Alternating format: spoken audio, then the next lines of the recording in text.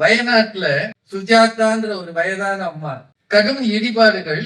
அந்த அம்மாவோட மகன், மருமகள் எல்லாரும், இன்னொரு பேரன் எல்லாரும் இடிபாடுகளுக்குள்ள சிக்கிட்டாங்க. ஒரு தேயிலை தோட்டத்துல இருந்த அந்த அம்மா மிருதுளான ஒரு பேத்திய மட்டும் எப்படியோ பிடிச்சு காப்பாத்தி அங்கிருந்து தடுமாறி, நிறைய தண்ணியும் சகதியும் இருக்கு, அதுக்குள்ள நடந்து போறாங்க. ரொம்ப தூரம் எங்கேயோ போறாங்க, இருட்டு, மழை பெய்யுது, எங்க போறன்னு தெரியல, எப்படியாவது பிழைக்கணும்ன்ற எண்ணம் மட்டும் இருக்கு. தொலைவு போய் ஒரு காப்பி தோட்டத்து பக்கம் ஒதுங்குறாங்க.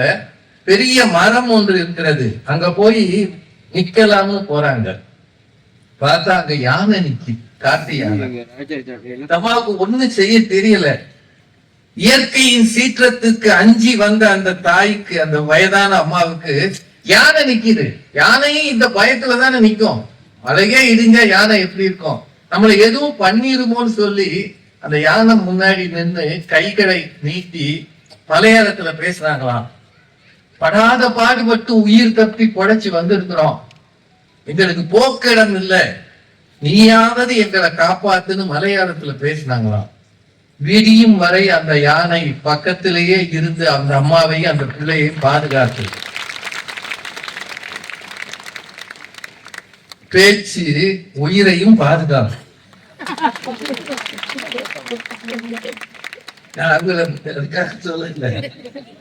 அவங்க சொன்ன மொழி யானைக்கு தெரிஞ்சிருக்கியா? எனக்கு என்னமோ விலங்குகளுக்கு இருக்கிற மனிதாபிமானம் மனிதர்களுக்கு இல்லையோ என்ற கவலை எனக்கு இருக்கு. விலங்குகள் கூட மனிதாபிமானத்தோடு இருக்கிறது, ஆனால் மனிதர்களுக்கு மனிதாபிமானம் என்பது குறைந்திருக்கு. இந்த சூழ்நிலையில பேச்சு அன்றும் இன்றும் அப்படின்னு பேசிருக்க நிறைய நான் குறிப்பெல்லாம் எடுத்து வந்தேன். அதெல்லாம் தேவையான எனக்கு தெரியல. ஏன்னா பாரதி மேடம் கதை சொன்னாங்க, நான் பேச்சுல கதை சொல்ல முடியாது, சொன்னா கதை விடுறான்றாங்க. கதை சொல்லு. உலகத்துல பேச்சு என்பது திரும்பவும் எழுத்தாளர் நிறைய பேர் எழுதியிருக்கிறாங்க இதை பத்தி. பேச்சு என்பது ஒரு கலை அல்ல, பொறுப்பு அப்படின்னு இறையன்பு சார் சொல்லியிருக்கிறார். பேச்சாளர்கள் எல்லாருக்கும் இருக்க வேண்டிய ஒரு கட்டாய தகுதி. நமக்கு கிடைத்த மேடை இருக்கு இல்லையா? இப்ப இங்க ஒரு 2000-4000 பேர் இருப்பீங்க, ஆனா இதுல 2 பேர் தான் பேச வந்திருக்கிறோம். இந்த கூட்டத்துல இருக்கிறவங்களோட நாங்க நிறைய படிச்சவங்களா, வயதானவங்களா, அறிவாளிகளா? எதுவும் இல்லை. உங்களின் பெருந்தன்மை எங்களில் சிலரை பேச்சாளர்களாக்கி இருக்கிறது. உங்களின் பொறுமை இந்த கூட்டத்தில் அமர வைத்திருக்கிறது. மேலே ஏறுகிற எல்லாரும் இதை நினைச்சுக்கிட்டாங்கன்னா அவன் ஒருவேளை தகுதியற்றவனாக இருந்தாலும் தன்னை தகுதிப்படுத்திக் கொள்ள முடியும். அதான் உண்மை. விலங்குகளில் இருந்து மனிதனை பிரிப்பது பேச்சும், இன்னொன்னு என்ன, சிரிப்பு, சிரிப்பும், புன்னகை. இது ரெண்டும் விலங்குகளுக்கு கிடையாதுன்றாங்க.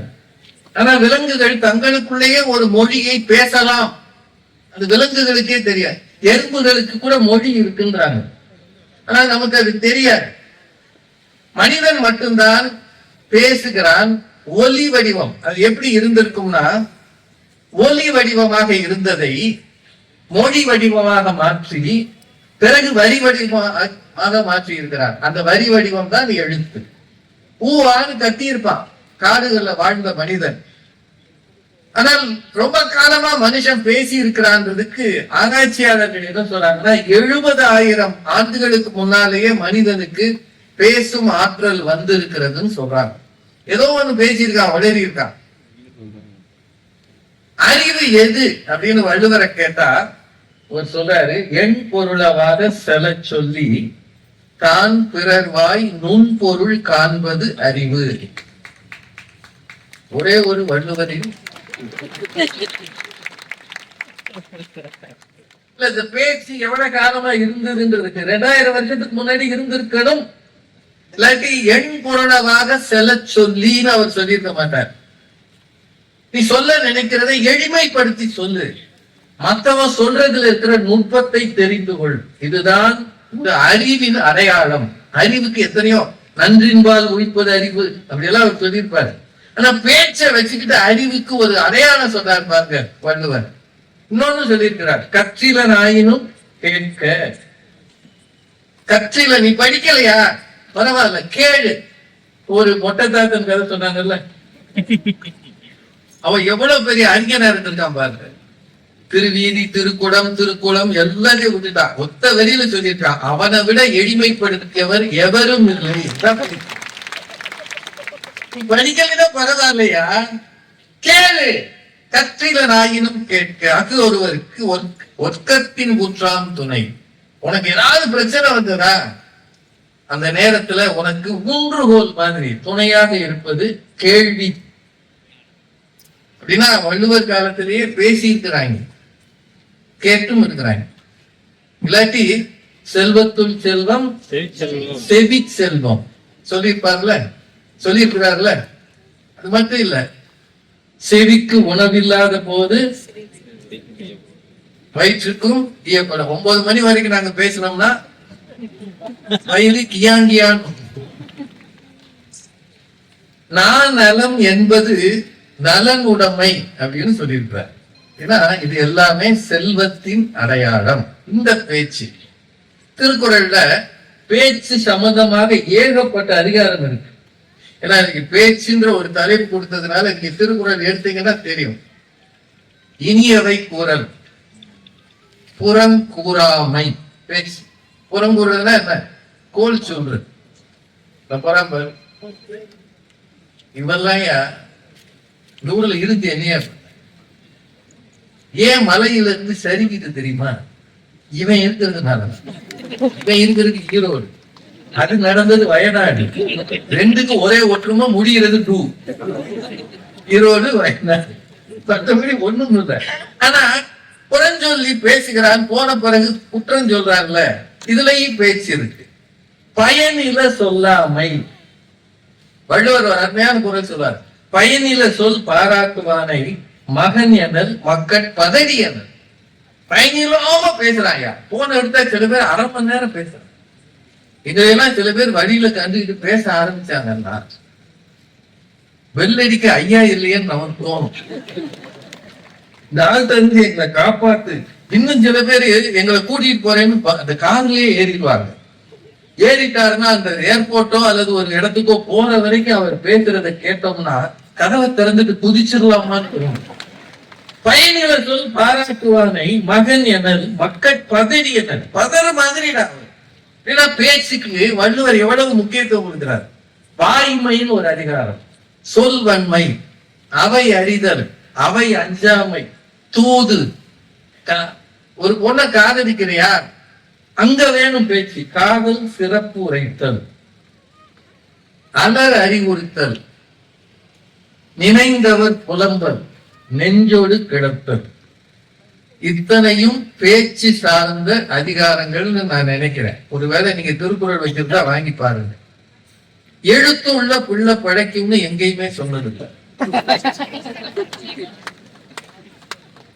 ஒன்னே ஒண்ணுதான், அவன் எழுதிட்டான் தப்பா. எங்க இங்க அந்த எழுத்தை எவையா மாத்த முடியும்? பிரம்மன் எழுத்து அப்படின்னு வாங்க. ஆனா வாயுள்ள புள்ள படிக்குமா படிக்காது. அப்படித்தான் நம்ம ஒரு அம்மா படிச்சிருக்கு, யானைகிட்ட பேசி. பாரதி பாஸ்கர் சமீபத்துல டைம்ஸ் ஆஃப் இந்தியால ஒரு கட்டுரை எழுதியிருந்தாங்க. வாரந்தோறும் திருக்குறளுக்கு ஆங்கிலத்துல விளக்கம் தருகிறார் திருமதி பாரதி பாஸ்கர். ஒவ்வொரு சனிக்கிழமையும் டைம்ஸ் ஆஃப் இந்தியா. எனக்கு தெரிய தமிழ் அறிஞர்கள் ஆங்கிலத்திலும் கட்டுரை எழுதியவர்கள் வெகு சிலர். அவை நடராஜன் அதை செஞ்சிட்டு இருந்தார். அது தவிர மற்றவங்க இங்கிலீஷ்ல எழுதுறது ரொம்ப குறைவு. எனக்கு இன்னும் சிலர் இருக்கலாம், எனக்கு சரியா தெரியல. ஆனா ஒரு பத்திரிகை தேசிய நாளிதழ் தமிழ்நாட்டுல இருக்கிற ஒரு பேச்சாளரை கூப்பிட்டு, நான் அவங்கள பேச்சாளர்னு சொன்னேன், எழுத்தாளர்னு சொன்னேன், திருக்குறள் வித் த டைம்ஸ்னு போட்டு எழுத சொல்லி இருக்கிறாங்க. உண்மையிலேயே நமக்கெல்லாம் அது பெரிய பெருமைக்குரிய விஷயம். அதுல ஒரு வரி அவங்க எழுதியிருந்தாங்க, மொழி பிறந்த பிறகுதான் பொய் பிறந்திருக்கும் எழுதியிருந்தாங்க. உண்மையா இல்லையாங்க? பொய் என்பது பேச்சுல தானே இருக்கும். மொழி பிறக்கு முன்னால் பொய்ன்னு ஒண்ணு இருந்திருக்குமா? சைகையில பொய் சொல்ல முடியாது, வார்த்தையில் தான் பொய் சொல்ல முடியும். அது அவங்க சொன்னது. பேச்சுக்கு எவ்வளவு முக்கியத்துவம் இருக்கு. பேச்சு எப்ப தொடங்கி இருக்கும்? இன்னொன்னு தெரிஞ்சுக்கங்க, நம்ம மனிதனுடைய காது இந்த ஒலி அலைகள் இருக்குல்ல, ஹெர்ட்ஸ்ன்னு சொல்லுவாங்க. 16 ஹெர்ட்ஸ்ல இருந்து 20,000 ஹெர்ட்ஸ் வரைக்கும் தான் கேட்குமா. அதுக்கு மேல கேட்டா காது ஜாம் ஆயிடும், ஜார் ஆயிடும், ஒண்ணும் கேட்காது. நீங்க விமானங்கள்லாம் போடுற சத்தம் தான் ரொம்ப அந்த ஒலி அலைகள் ஜாஸ்தி. இந்த மனிதன் எப்போது பேச ஆரம்பித்தான்னா, வேட்டையாடும் போது பேசி இருக்கலாம், கருவிகளை செய்ய ஆரம்பிக்கும் போது பேசி இருக்கலாம், தன் காதலியை தேடும் போது பேசி இருக்கலாம். நான் சொல்றது இன்னைக்கு இருக்கிற பயிர்கள் இல்ல, அவன் தான் மொபைல்ல போட்டுறாங்க. ஆதி மனிதனை சொல்றேன். முதல்ல பேச ஆரம்பித்தது காதலியை தேடும் போது. அடுத்தது தன் பிள்ளைகளுக்கு எதையோ கற்றுத்தரும் போது பேசி இருக்கலாம். இப்படித்தான் பேச்சு உலகில் பிறந்திருக்க முடியும். அதனால நீங்க வேண்டுகோளா வைக்கிறேன், காதலிட்ட பேசுங்க, அது தானா வரும். பிள்ளைகள்கிட்ட பேசுங்க. பிள்ளைகளை இந்த அரங்கத்துக்கு கூட்டிட்டு வாங்க. அவனுக்கு பிடிக்காது, அவன் இங்க வந்து விளையாடிட்டு இருப்பான், திட்டிட்டு இருப்பான், அப்பா சொல்லிக்கிட்டே இருப்பான். வர்றியா இல்லையா? நீங்க என்னமோ ஒளிக்கிட்டே இருக்காங்க. அடுத்தடுத்து வருவாங்க போல. அவர் 8:30 மணின்னு சொல்றாரு, 8:30 மணி ஆக மாட்டேங்குது. கிடையாத கொண்டா நான் 8:30 மாத்திடுறேன். அவனுக்கு இது புரியாது, ஆனாலும் கூட்டிட்டு வாங்க. எங்கோ செவிகளில் விடுகிற சில பேச்சு ஏதோ ஒரு நாளில் அவனுக்கு பயனுள்ளதாக இருக்கத்தான் தோன்றது. இதுதான் பேச்சு தொடங்கி இருக்கிறது. ஏன்னா வார்த்தைகளுக்கு பெரிய மரியாதை இருக்கு. அதனாலதான் திருமூலர் திருமந்திரத்துல யாவருக்குமாம் இறைவருக்கு ஒரு பச்சிலை, யாவருக்குமாம் பசுவுக்கு ஒரு வாயுரை, யாவருக்குமாம் உண்ணும் போது ஒரு கைப்பிடி, யாவருக்குமாம் பிறருக்கு இன்னுரை தானே அப்படின்னு சொன்னார். நல்ல வார்த்தைகளை மற்றவங்ககிட்ட சொல்லுங்க. நம்ம ஊர்ல நிறைய புத்தகங்கள் இருக்குங்க. நம்ம பேச்சு கலைக்காக இங்க பேச வரல, அது பேச தெரிஞ்சவங்க எல்லாருமே இப்ப வந்துட்டாங்க. சொல்லின் கதைன்னு டாக்டர் மு வரதராசனார் ஒரு புத்தகம் எழுதியிருக்கிறார். இதெல்லாம் ரொம்ப பழைய புத்தகம். கள்ளோ காவியமோ, இதெல்லாம் மு வரதராசனார் மதுரை பல்கலைக்கழகத்துல துணைவேந்தரார் சொல்ற. அந்த காலத்துல அவர் எழுதினார்னா அதை விரட்டி விரட்டி படித்தவர்கள் உண்டு. நான் சொல்றது 60கள்ல. அவர் சொல்லின் கதைன்னு எழுதியிருக்கிறாரு, எழுத்தின் கதைன்னு எழுதியிருக்கிறார். இது ரெண்டும் மிக சிறந்த விஷயங்கள்.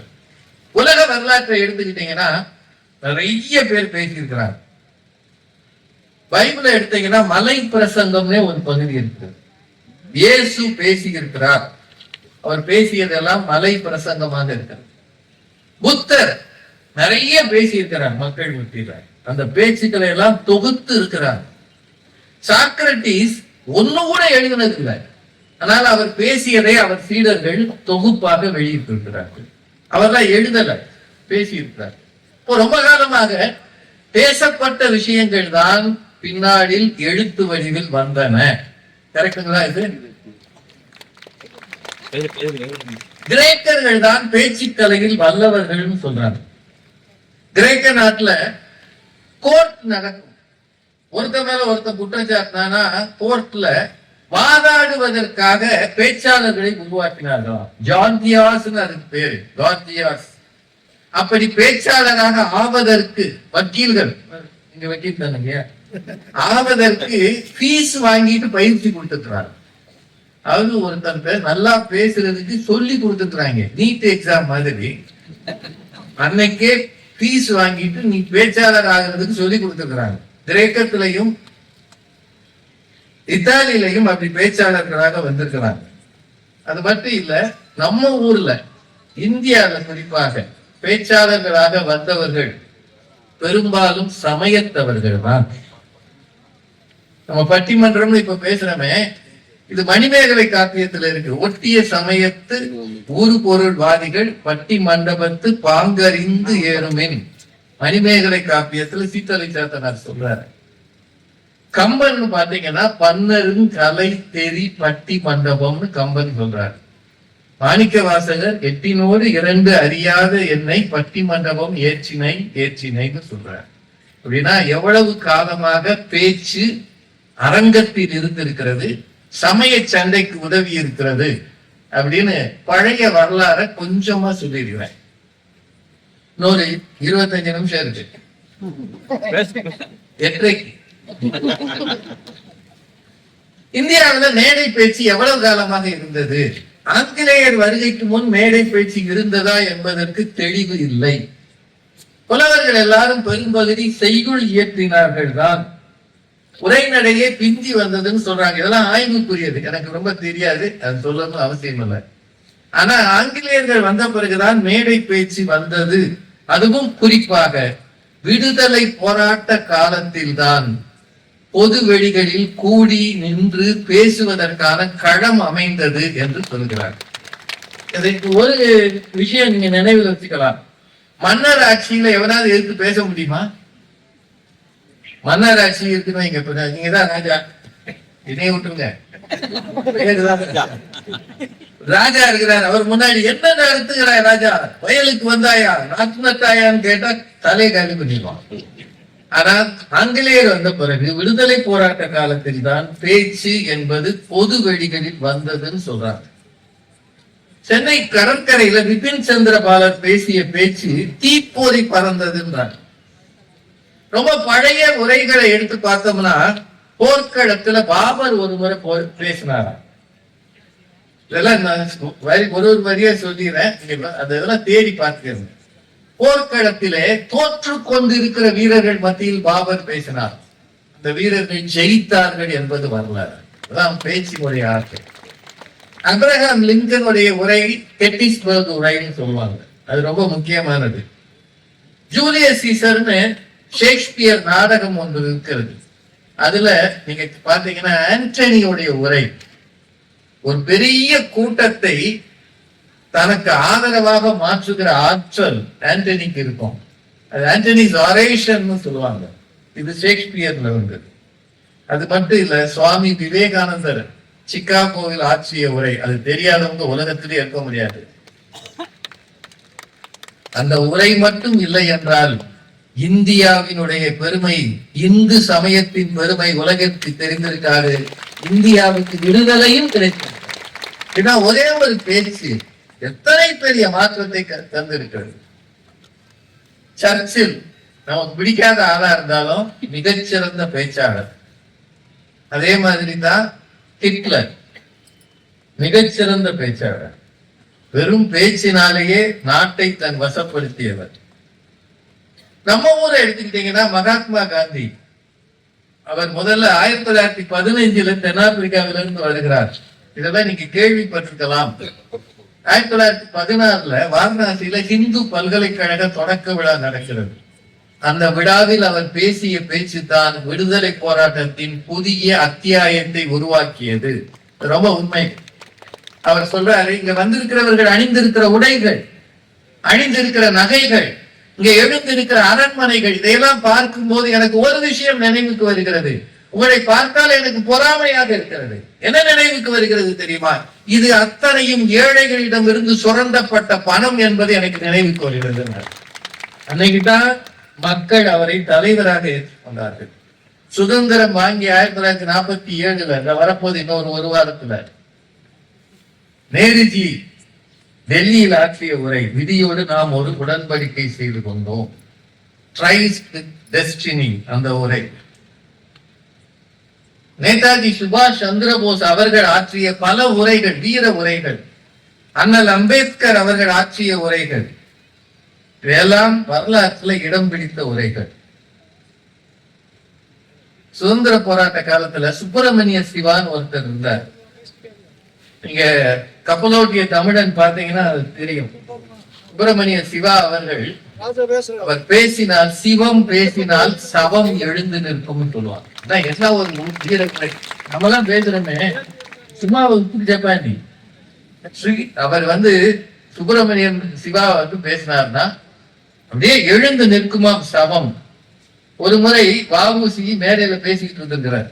பேசும்போது சொன்னாராம், இந்த கூட்டத்தில் இருக்கிற அத்தனை பேரும் ஒரே சிந்தனையோடு எழுந்து நின்றால் மூட்டை முடிச்சுகளை கட்டி கொண்டு வெள்ளைக்காரன் ஓடி விடுவான் அப்படின்னு சொன்னாராம். உடனே அதுக்கே கை தட்டுறீங்களே. சுப்பிரமணிய சிவா என்ன சொன்னாரா, வேகமா சொன்னாரா, மூட்டை முடிச்சுகள் அவனுடையது அல்ல, அது இந்தியருடையது. அவன் வெறுங்கையோடு தான் வர வேண்டும். இதெல்லாம் பேசித்தான் நம்ம சுதந்திரம் வாங்கிட்டு சண்டை போட்டு இருக்கோம். மகாகவி பாரதி மேடைகளில பாடலும் செய்வார், அனல் பறக்க பேசவும் செய்வார். அந்த காலத்துல எப்படி பேசுவாங்க அப்படின்னு நீங்க கேட்டு பாருங்க. சென்னை கடற்கரை வீதிகள்ல, கடற்கரையில பெருங்கூட்டம் இது மாதிரி இருக்கும். இன்னைக்கு உங்களுக்கு எல்இடி டிவி வச்சு கொடுக்குறாரு, மைக்கு. மதுரையில இருந்து SSK வர வந்திருக்கு. ஏன் இதை சொன்னா, நான் மதுரைக்காரன், எங்க ஊருக்கு ஒரு விளம்பரம் வந்து அவ்வளவு தூரம் கேட்கும். ஒருவேளை இங்க வர வேண்டாம்னு தள்ளி யாராவது போனாலும் இந்த காதுல விடும். நீங்க பேசி நாங்க கேட்கற மாதிரி போய்கிட்டு இருக்காங்கல்ல, அவங்க காதுலயும் விடும். காரணம் மைக் இருக்கு. ஆனா அந்த காலத்துல இருக்காது. வெளிச்சத்துக்கு தீப்பந்தங்களை ஏந்துவார்கள். பின்னாடி வந்ததுதான் பெட்ரோமாக்ஸ் லைட். பெட்ரோமாக்ஸ் லைட்டே தான் வேணுமா அப்படின்றதுதான் பின்னாடி வந்தது. மைக் இல்லாததுனால இங்க ஒருவர் மேடையில பேசினா ஒரு கொஞ்ச தூரத்துல, கூப்பிடு தூரம்னு அதுக்கு பேரு, சத்தம் போட்டு கத்தினா ஒரு பேச்சு எவ்வளவு தூரம் போகிறதோ அதுக்கு பேரு கூப்பிடு தூரம்னு பேரு. தூரத்தை அளப்பதை கூட பேச்சால் அளந்திருக்கிறான் நம்ம ஊர்க்காரன். ஞாபகம், கூப்பிடு தூரம். இருந்து கத்துனான்னா அதை கேட்டு சொல்றதுக்கு அங்க ஒருத்தர் நிப்பாரு. இப்ப நான் பெரியோர்களை தாய்மார்களேன்னு சொன்னேன்னு அவர் அங்க இருந்து பெரியோர்களை தாய்மார்களேன்னு, அங்க இருந்து ஒரு 100 மீட்டர் தள்ளி இன்னொரு ஆள் பெரியோர்களை தாய்மார்களே. இப்படித்தான் பேச்சு அந்த காலத்தில் கடைசி ஆள் வரை போய் சேர்ந்தது, மைக் இல்லாத காலத்தில். இந்த மாதிரி இருக்கிற கூட்டத்துல பாரதி மேடம் தெளிவா சொன்னாங்க, திருவிக அவர்கள் எழுத்து நடையை மாற்றியவர்னு. தமிழகத்தின் பேச்சு நடையை மாற்றியதிலும் திருவிக அவர்களுக்கு பெரும் பங்கு இருக்கு. தூய தமிழில் அவர் பேசுவார். அந்த காலத்துல சத்தியமூர்த்தின்னு ஒருத்தர் இருந்தாரு, சுதந்திர போராட்ட காலத்துல, வீரர் சத்தியமூர்த்தின்னு வாங்க. அவர் பேச்சை கேட்டுத்தான் பெருந்தலைவர் காமராஜர் தேசிய இயக்கத்தில் சேர்ந்தார் என்பது வரலாறு.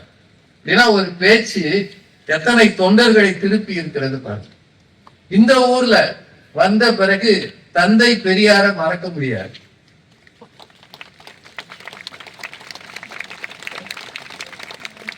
அவர் கூட்டத்துக்கு போனா எல்லாரையும் திட்டுவார். வந்திருக்கிறதுல பாதி முட்டாள்கள்னு சொல்லுவாராம், அதுக்கும் கைதிருக்கேன். பாதி பேர் வெங்காயங்கள்னு வாராம், அதுக்கும் கைதிருக்கேன். ஆனா திட்டியே மக்கள் மொழியில் பேசியவர் நம்முடைய பெரியார் அவர்கள். அறிஞர் அண்ணா அவர்கள் பேச்சுலகத்துல புதிய மடைமாற்றம் கொண்டு வந்தார். அந்த காலத்துல அவர் பேச்சை கேட்பதற்கு டிக்கெட் வசூல் பண்ணுவாங்க.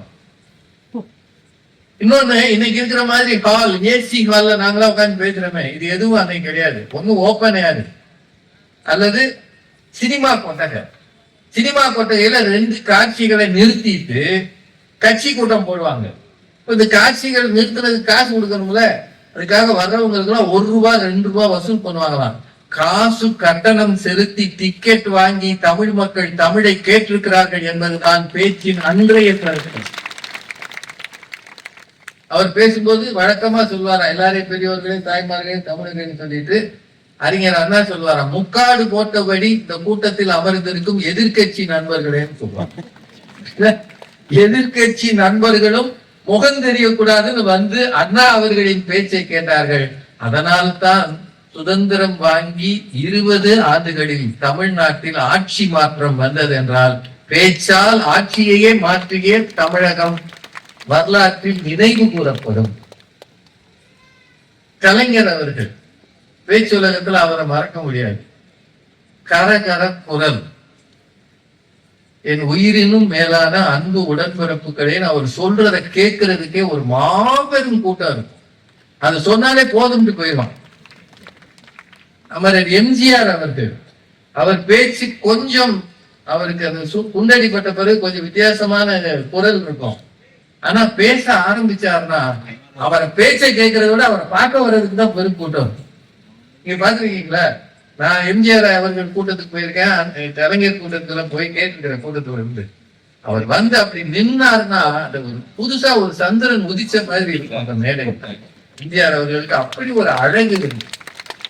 அவர் பேச ஆரம்பிச்சாருன்னா கூட்டம் அவனும் பெருசா யோசிக்காது. அதான் சொல்லிட்டாருல, 2 வரல காட்டிட்டான்னு கிளம்பிடும். ரொம்ப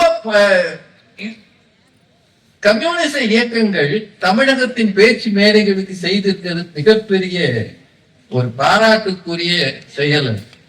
கலை இலக்கிய பெருமன்றங்கள் இந்த மண்ணிலே எளிய மக்களுக்கு பேச்சை எடுத்து சென்றன. அதுலயும் அமரர் ஜீவா அவர்களின் பணி ஒரு நாளும் மறக்க முடியாத பணி. அமரர் ஜீவா அவர்கள் தமிழறிஞர் சாலமன் பாம்பே அவர்களுக்கு தெரியும், அவரோட பேசி இருக்கிறார். உங்களுக்கும் அவரை ரொம்ப பிடிக்கும்னு நினைக்கிறேன்.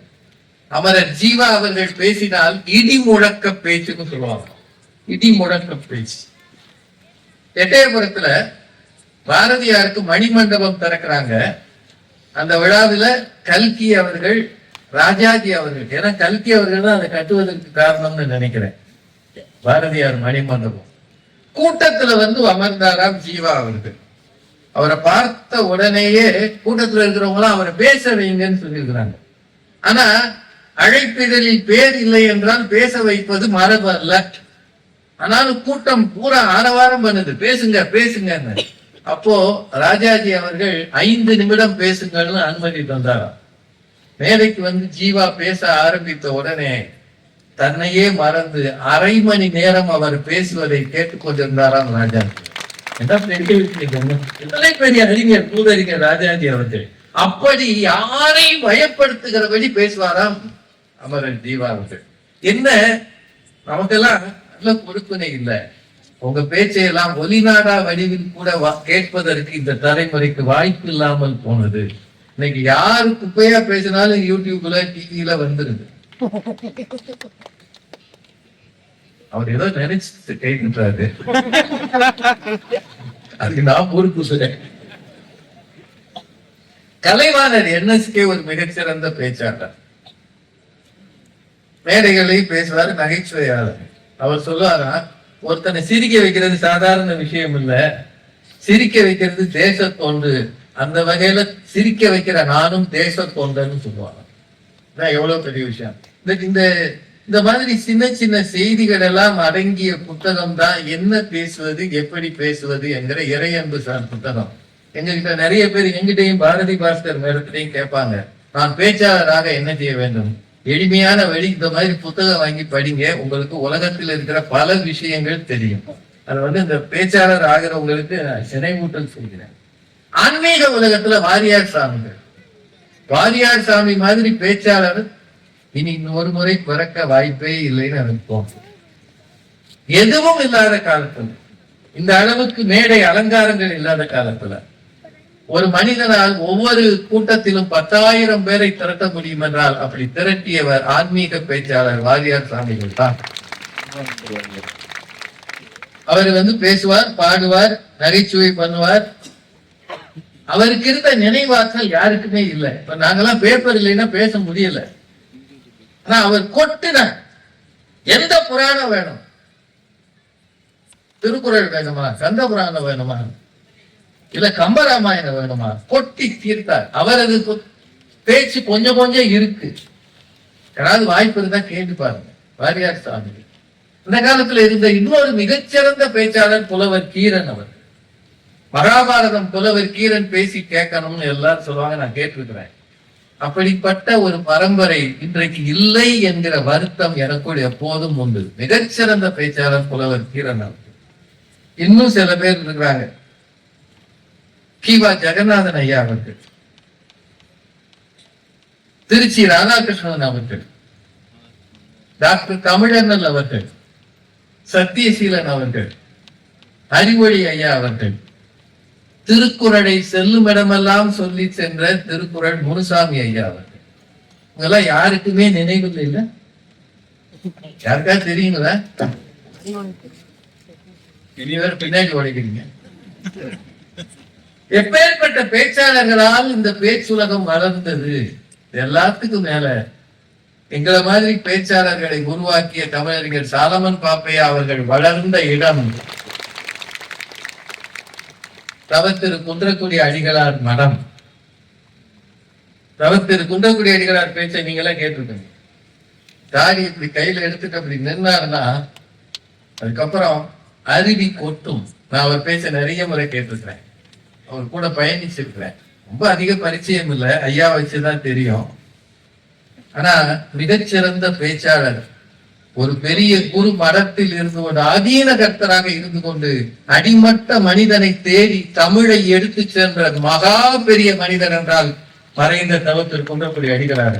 அவர்களால் தான் பட்டிமன்றம் என்பது மிகவும் பிரபலமானது. இந்த வரிசையில பட்டிமன்றங்களுக்கு இலக்கிய அந்தஸ்து கொடுத்து காரைக்குடியில கம்பன் கழகத்தை உருவாக்கி இன்றைக்கும் கம்பன் பட்டிமன்றங்கள் உலகெங்கிலும் பரவுவதற்கு காரணமான சாவண்ணா கணேசன் ஐயா அவர்களை பேச்சுலகம் என்றைக்கும் நினைக்க வேண்டும். காரைக்குடியில தொடங்கினது. சமீபத்துல லண்டன்ல கம்பன் கழகம் தொடங்கிட்டாங்க. போன வாரம் பாரதி மேடம் போய் பேசிட்டு வந்தாங்க. வெள்ளைக்காரர்கள் இருக்கிற மண்ணில கம்பராமாயணத்தை கொண்டு செல்வதற்கு இன்று வாய்ப்பு இருக்கிறது என்றால் இதற்கு விதை போட்டது காரைக்குடி. தவிர கதாபிரசங்கம் நிறைய இருந்தது. சரஸ்வதி பாய் தானே மேடம் முதல்ல பேச்சாளர்.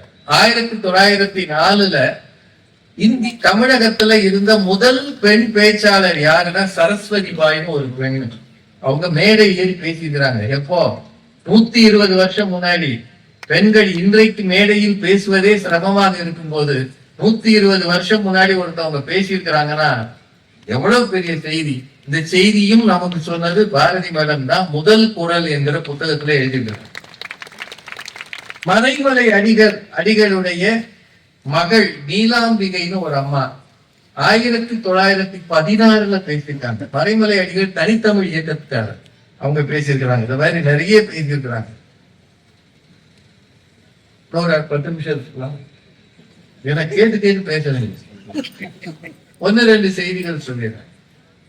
நானும் பாரதி மேடம் எல்லாம் பேச்சாளரா வந்தது இப்போ ஒரு 20-25 வருஷம் முன்னாடி. 60களில் நான்லாம் மேடையை பார்த்திருக்கிறேன். அந்த காலத்துல தமிழ் மக்களுக்கு இருந்த ஒரே பொழுதுபோக்கு பொது வெளிகளில் பேசுவதை கேட்பதுதான். ஒண்ணு சினிமாவுக்கு போனோம் அல்லது கேட்கணும். நிறைய பேர் வீடுகளில் ரேடியோ கூட கிடையாது. வானொலியில சிறந்த உரைகள் வரும். எங்கேயாவது இலக்கிய உரைகள் வந்தா அது வானொலியில போடுவாங்க. அதுவும் ராத்திரி 9:15 போடுவாங்க. பல பேர் அதுக்குள்ள தூங்கி இருப்பாங்க. கரண்ட் பல வீட்டுல கிடையாது. டிவின்றதே கிடையாது. போன் கேட்டதே இல்லை. மக்கள் பொது வெளிகளில் தரையில் அமர்ந்து கொண்டு எதையோ ஒன்றை ரசித்தார்கள் என்றால் தெருக்கூத்து நாடகத்துக்கு பிறகு பொது மேடை பேச்சைத்தான் ரசித்தார்கள். அதை அப்படியே ஏற்றுக்கொண்டார்கள், நம்பினார்கள். அரசியல் பேச்சு நிறைய பேர் பண்ணாங்க. ஈவிகே சம்பத் அவர்கள் ஊருக்காரங்க. அவர் மிகச்சிறந்த பேச்சாளர். சிபி சிற்றரசன் ஒருத்தர் இருந்தார். காங்கிரஸ் இயக்கத்துல சின்ன அண்ணாமலைன்னு ஒரு பேச்சாளர் இருந்தார். நெல்லை ஜெபமணின்னு ஒருத்தர் இருந்தார். மாப்போசி மீசையை முறுக்கிட்டு அவர் பேச ஆரம்பிச்சாருன்னா அப்படியே கூட்டம் தன்னை மறந்து கேட்கும். திரு குமரி அனந்தன் அவர்கள் தகைசால் தமிழர் விருது பெற்றிருக்கிறாரே, அவர் மிகச்சிறந்த பேச்சாளர். அவர் பேச்ச நான் நிறைய கேட்டிருக்கிறேன். அப்புறம் கண்ணதாசன், தாவண்ணா பாண்டியன், வலம்புரி ஜான். அவர் சொல் சித்தர். அவரு வார்த்தை சித்தர். அவர் மாதிரி எல்லாம் பேசுறதுக்கு ஆள் கிடைக்கவே கிடைக்காது. மகா பெரிய பேச்சாளர் வலம்புரி ஜான் அவர்கள், காளிமுத்து அவர்கள், வைகோ அவர்கள். கண்ணதாசன் பேச்ச நான் கேட்டுக்கிறேன். ஒரு குழந்தை பேசுவது போல இருக்கும். ஆனால் அந்த குரலில் ஏதோ ஒரு வசீகரம் இருந்தது. ஒரு காலம் அந்த குரலை நாம் மறக்கவே முடியாது. மிகச்சிறந்த கவிஞர், பேச்சாளர், கவிஞர் கண்ணதாசன் மாதிரி நிறைய பேர் இருந்திருக்கிறாங்க. பழைய காலத்துல எப்படி இருந்தது மேடை? நான் சின்ன பிள்ளையில பார்க்கும்போது ஐயா கூட நான் போயிருக்கிறேன். பாப்பையா சாரு ரொம்ப எளிமையான மனிதர். தமிழ் பேச்சுலகத்துல 62 ஆண்டுகள் மேடையில் இருக்கிற ஒரே தமிழறிஞர் எனக்கு தெரிய பாப்பையா தான். மதுரையில இந்த ரிக்ஷா ஓட்டுநர்கள், அப்பெல்லாம் ரிக்ஷா இருந்தது. அவங்க என்ன செய்வாங்கன்னா சில பட்டிமன்றம் வைப்பாங்க. மே 1ஆம் தேதி தொழிலாளர் தினம், அப்படி இல்லைன்னா ஆயுத பூஜைக்கு வைப்பாங்க. ரிக்ஷாவே ஒரு ஆயுதம், அதுக்கு ஒரு பூஜை. இதுல பெரும்பாலும் காசு வாங்காம தான் இவர் பட்டிமன்றம் நடத்துவார். அப்ப நான் ஸ்டூடெண்டா இருந்திருக்கிறேன். இவரை கூட்டு போறதுக்கு ரிக்ஷா வரும். அங்க போனா 2 டயர் வண்டியை சேர்த்து கட்டி வச்சிருப்பாங்க. அதுக்கு மேல ஒரு பலகையை போட்டு அதுல உட்கார்ந்து அதுதான் பட்டிமன்ற அரங்கம். இந்த டயருக்கு அண்டை கொடுத்துருப்பாங்க, தேருக்கு அண்டை கொடுக்குறாங்கல்ல கட்டை, அது மாதிரி இல்லாட்டி பேசும்போது பட்டிமன்றம் நடந்துடும். டயர் ஊண்டிச்சு நடுவர் கீழே விடணும். இதுல அவரை எனக்கு சின்ன வயசுல இருந்தே பேச்சுல ஆர்வம் உண்டு. ஏன்னா எங்க காலத்துல எல்லா ஊர்களையும் பவர் இருக்காது. நான் மைக் செட் போடுறவங்க பின்னாடியே அலைகிறேன். எனக்கு மைக் செட்னா ரொம்ப பிடிக்கும். நான் படிக்கிற காலத்துல அப்போ நாங்க சொல்ற மைக்ல சொல்ற வரியே தான், எங்கள் ஒலிபெருக்கி கரண்ட் உள்ள இடங்களிலும் கரண்ட் இல்லாத இடங்களிலும். கரண்ட் இல்லாத இடங்கள் என்னடா பண்ணுவீங்க, நிறைந்த ஒலி செய்து தரப்படும்னு நான் மைக்கில் கத்துவேன். எங்க அப்பா ஒரு வாத்தியார், அவருக்கு நான் இந்த கண்ட வீட்டுல போய் பேசுறதுக்கு பிடிக்காது. நான் இந்த மைக் செட்டுக்காரங்க, ஏன்னா அவங்க பூரா பீடி கொடுப்பாங்க, ஒரு மாதிரி ஆட்களா இருப்பாங்க, படிக்காத அதுக்கு தான் மைக் செட் போடுவாங்க. அப்போ இப்பதான் நல்லா இன்ஜினியர்ஸ் வந்தாங்க. நான் இவங்களோட சுத்திக்கிட்டு இருந்தது, எங்க அப்பா கண்டா என்னை தொலைச்சு விடுவேன்வாரு. எங்க அம்மா சொல்லுவாங்க, போய் தொலையாதடா, உங்க அப்பாவுக்கு தெரிஞ்ச அடிப்பாருன்னு.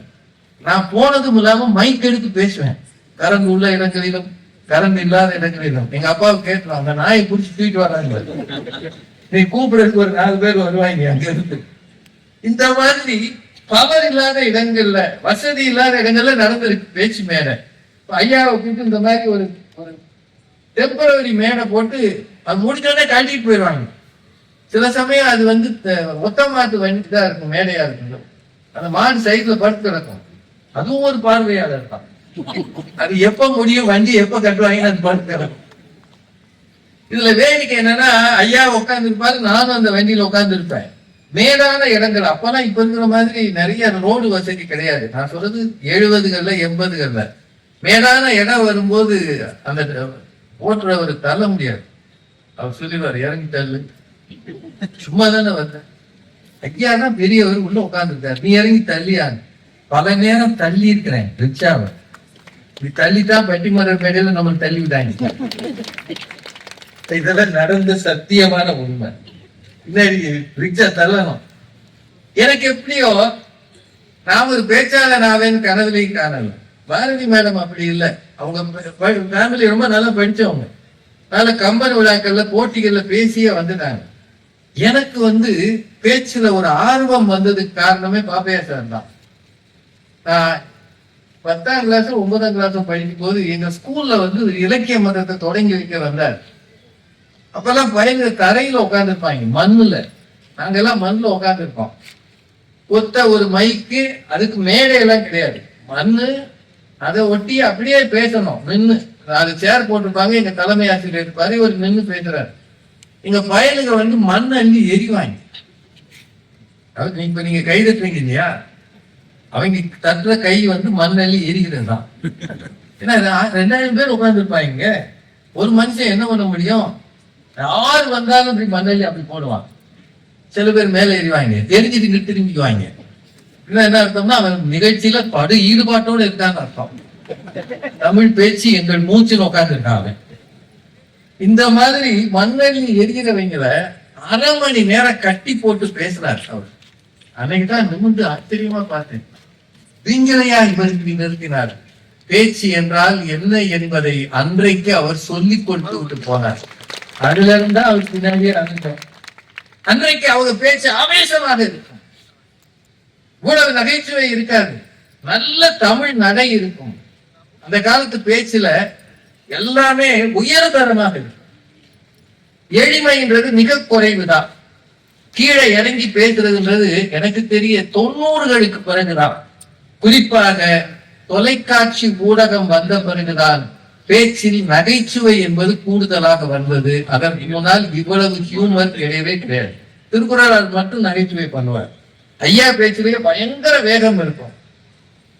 அது மட்டும் இல்ல, மேடைகள்ல பேசுவத அன்றைக்கு இருக்கிற மக்கள் எப்படி தெரிஞ்சுக்கிட்டாங்கன்னா, ஒண்ணு வானொலி மூலம் தெரிஞ்சுக்கிட்டாங்க, 2வது தினத்தந்தி, மாலை முரசு, மாலை மலர், தினமணி, இந்த பத்திரிகைகள் எல்லாம் பேச்சு. இன்னைக்கு நடக்குது ஒரு பட்டிமன்றம்னா முழு பக்கம் அதை அப்படியே எழுத்தில் வெளியிடுவார்கள். நீங்க அந்த கூட்டத்துக்கு வரலனாலும் வாசித்து தெரிந்து கொள்ளலாம். பேச்சு மேடைகள் வளர்ந்ததற்கு இந்த பத்திரிகைகளும் ஒரு பெரிய காரணம் என்பதை மறக்கவே முடியும். மதுரையில தினத்தந்தி அலுவலகத்துக்கு முன்னாடி ஒரு தினமணி அலுவலகத்துக்கு முன்னாடி ஒரு பெரிய திறந்த வெளி இருந்தது.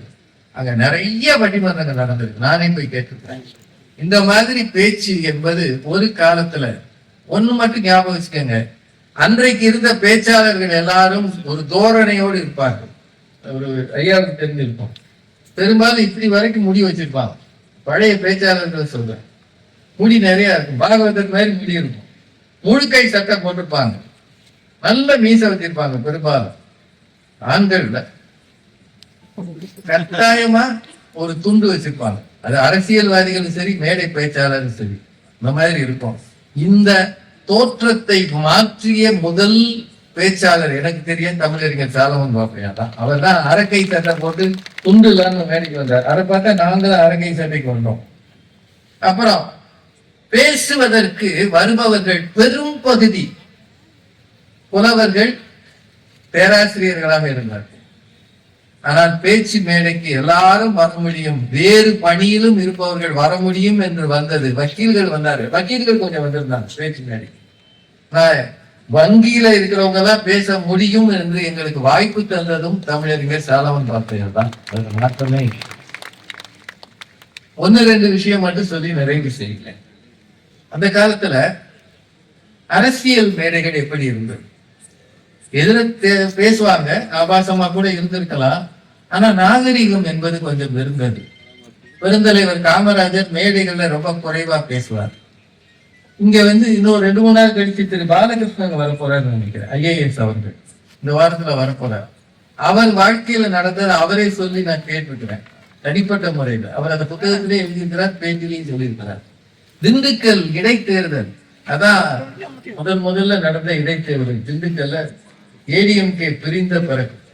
இந்த இடைத்தேர்தல் நடக்கும் போது அலங்காநல்லூர் மதுரைக்கு பக்கம் இரவு 12 மணிக்கெல்லாம் அப்போ தேர்தல் பிரச்சாரம் பண்ணலாம். ஒரு மாணவனை அழைத்து அங்கே பேச வைத்திருக்கிறார்கள் ஒரு காங்கிரஸ் கட்சிக்காரர்கள். காமராஜர் வருவதற்கு நேரமானதால் அவரை பேச வைத்திருக்கிறார்கள். பெருந்தலைவர் காமராஜர் வர லேட் ஆயிடுச்சு.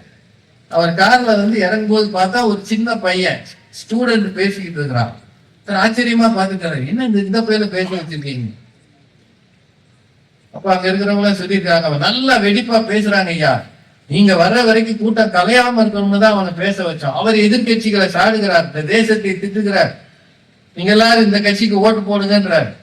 அவ்வளத்தையும் பார்த்துட்டு காமராஜர் வந்தோடனே போய் காலில் விழுந்திருக்கிறார். ஓரமா நில்லு. காமராஜர் ஒருன்னும் சொல்லல. கூட்டத்தை பார்த்து சொல்லியிருக்கிறாரு, நடுராத்திரி ஆயிடுச்சு, இந்த பையன் ரொம்ப பேசிட்டான், இனிமே நீங்களே பார்த்து நம்ம கட்சிக்கு ஓட்டு போடுங்க அப்படின்னு சொல்லி சொல்லிட்டு கூட்டத்தை கலைச்சிட்டு வண்டி ஏறிட்டு அந்த பையனை கூப்பிடுன்னு இருக்காரு. இந்த பையன் கிட்ட போயிருக்கிறாரு. என்ன நினைச்சு போவாருன்றீங்க? ஏதாவது பரிசு கொடுப்பாரு, பாராட்டு சொல்லுவாரு. பாராட்டுவாங்க. ஆமா, ஏறு வண்டியில. ஐயா எனக்குன்னு ஒரு வண்டி இருக்கு. ஓ, உன்னையெல்லாம் வண்டி வச்சு கூப்பிடுறாங்களா? நம்ம கட்சியில அவ்வளவு சொத்தா இருக்கு. என்ன படிக்கிறேன்னு கேட்கிறார். 11ஆம் வகுப்பு. 11ஆம் வகுப்பு படிக்கிறியா? நீ அரசியலுக்கா நாங்க பாடுபட்டு வாங்கின சுதந்திரம் வீணா போச்சையா, நீ எல்லாம் படிக்கிற காலத்துல கட்சி கூட்டத்துக்கு ஏன்னு காமராஜர் கலங்கி இருக்கிறார். அதுக்கு மேல சொன்னாரா, எதுக்காக நீ? இல்லைங்கய்யா, தேச சேவை செய்யலாம்னு நினைச்சு வந்தேன். அப்படியா? ஓ, கட்சி கூட்டத்துல போய் இந்த வயசுல பேசினா தேச சேவையை நினைச்சியா?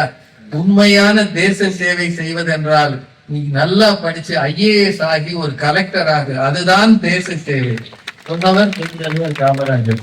அதனாலதான் அவர் IAS ஆனேன்னு பல இடங்கள்ல அவர் சொல்லியிருப்பார். அரசியல் மேடைகள் எப்படி இருந்தன, இன்றைக்கு எப்படி இருக்கிறது? எதிரில் இருக்கிறவங்க பெண்களை ஆபாசமா பேசினா அன்னைக்கு மட்டும் சஸ்பெண்ட் பண்ணிடுறாங்க, அடுத்த நாள் சேர்த்துக்கிறாங்க. இது எல்லா கட்சிகளிலும் இருக்குது. மேடையில யாரை பற்றி பேசினாலும் தன்னுடைய தாயையோ தன்னுடைய மனைவியையோ மகளையோ அது பாதிக்கும் என்ற கொஞ்சம் கூட ஒரு குற்ற உணர்வு இல்லாமல் மேடைகளை இன்றைக்கு பயன்படுத்துகிறவர்கள் பெருகி இருக்கிறார். தயவு செய்து நினைவு வச்சுக்காங்க. இந்நேரம் கைதட்டுறாங்கிறதுக்காக என்ன வேணாலும் பேசலாமா? பொது வெளியில நகைச்சுவை என்பதற்காக என்ன வேணாலும் சொல்லலாம். மேடைக்கு தரம் என்பது ரொம்ப அவசியம். எல்லா மேடைகளையும் தான் சொல்றேன், அரசியல் மட்டும் இல்லை. பேச்சு மேடைகள் தரம் குறைவது இன்றைக்கு பெருகி இருக்கிறது. அதுவும் யூடியூப் இந்த மாதிரி வந்த பிறகு யார் வேணாலும் பேசலாம். ஒரு ஃபேக் ஐடியில இருந்துட்டு யார வேணாலும் திட்டலாம். வலை பேச்சு என்பது இப்ப பெருகி, வலை பேச்சுன்னு அதை சொல்றாங்க. இன்டர்நெட்ல என்ன வேணாலும் திட்டலாம். பேசுபவர் என்ன பேசுகிறார் என்பதை தெரிந்து கொள்ளாமல் அவர் என்ன ஜாதி, என்ன மதம், யார் என்பதை தேடி அவர்களை திட்டுகிற பழக்கம் இன்றைக்கு பெருகி இருக்கிறது. இதுவெல்லாம் தமிழகத்திலே கண்டிக்கத்தக்க மோசமான செயல்கள்.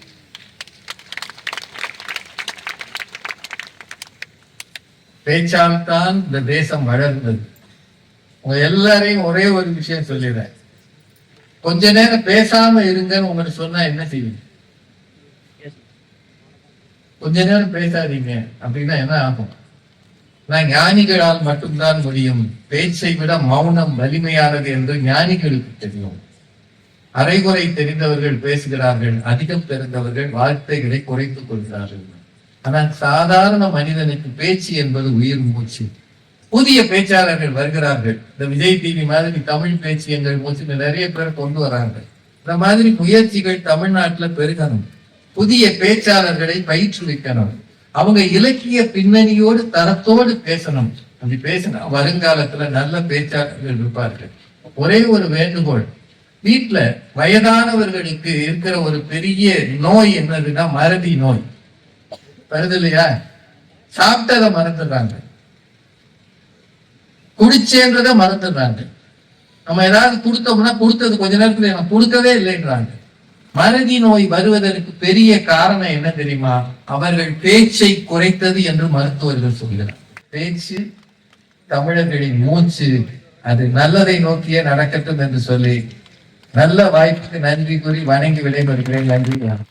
இந்த பதிவை குறித்து உங்களுடைய கருத்துக்கள் வரவேற்கப்படுகின்றன. மறவாது ஐதர்மபுரி சேனலை சப்ஸ்கிரைப் செய்து பாருங்கள். இந்த நாள் இனிய நாளாக அமைய வாழ்த்துகின்றோம்.